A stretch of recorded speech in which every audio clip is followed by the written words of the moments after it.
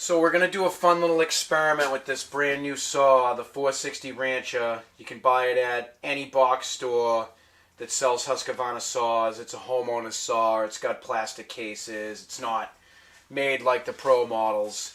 The exhaust on this thing is pretty restricted, and it's not a professional saw. It's a farm and ranch saw.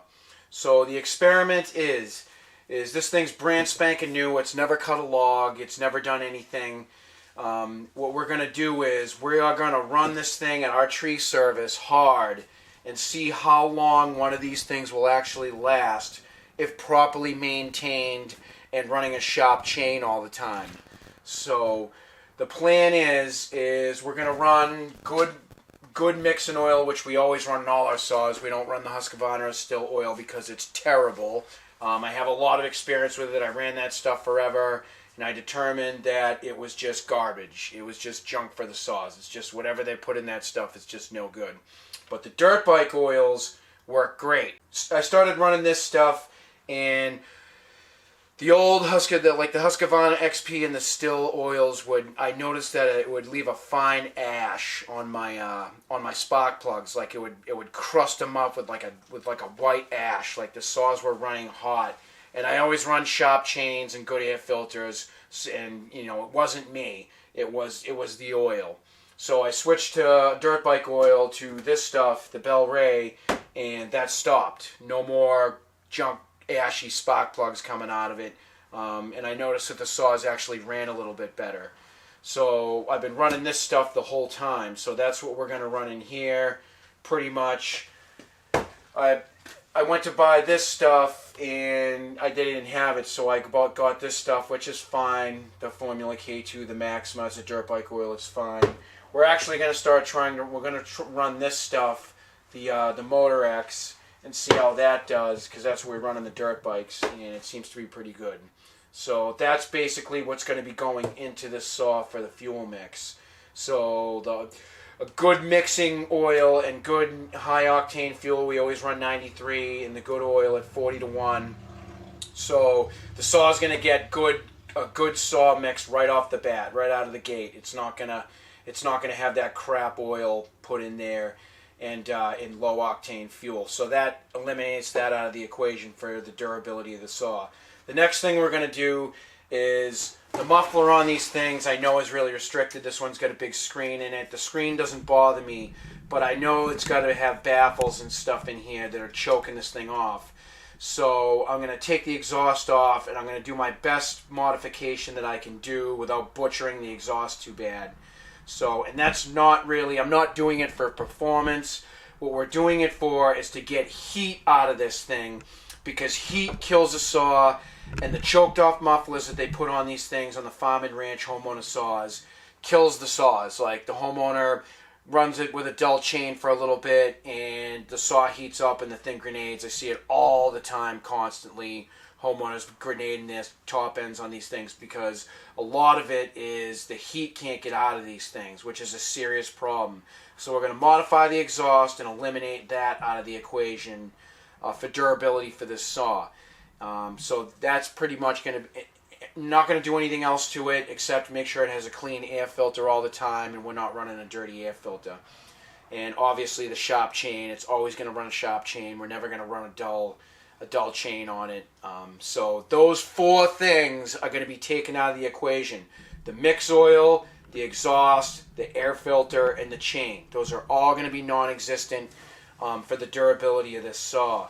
So that's the experiment. That's what we're going to do, and we're going to see how long it lasts. We're going to use this thing pretty much every day. We're going to cut firewood with it and use it on the tree service jobs, which is a lot of cutting on some of these things, depending on what we're doing for the day. So this thing's, like I said, it's never cut a log, so we're going to go outside right now and start it up and let it idle for a little bit on the ground, and then we're going to cut some logs for it just to see how it cuts with the exhaust all choked off like this. And then after that I'll mod the exhaust, and then we'll do a video. We'll do some clips of it cutting with the exhaust mod done. Like I said, that's for heat purposes, not really for performance. Because it's not a high performance saw anyway, but it should help the performance. It should do something for it.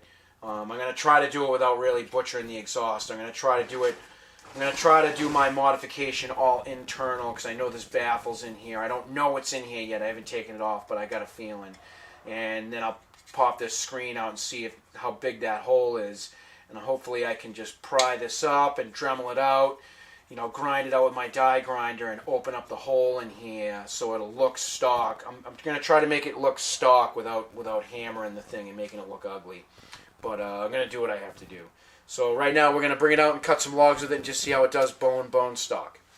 Alright, so here's the first start. Never started this thing before, so prime it up.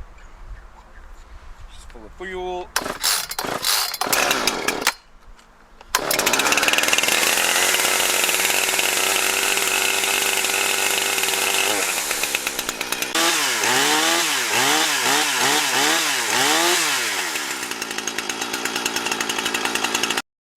Alright, so we're ready to make some cuts with this thing.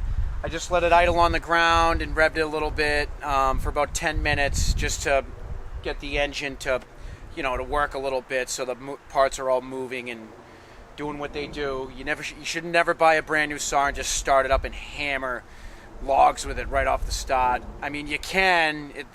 Probably nothing's going to happen because I have done that many times, but why do that when you pay all that money for a saw? What's 10 minutes of time?